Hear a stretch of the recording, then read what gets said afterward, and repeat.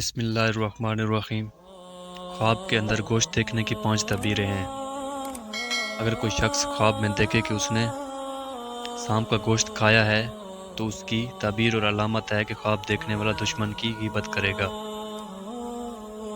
اگر کوئی شخص دیکھتا ہے کہ وہ کسائی سے گوشت خرید رہا ہے تو یہ خواب دیکھنے والا شخص آزمائش پر پڑے گا، مصیبت میں پڑے گا۔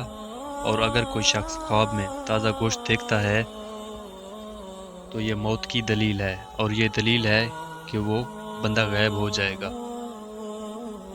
خواب کے اندر کچا گوشت دیکھنا راز پر دلیل اور علامت ہے۔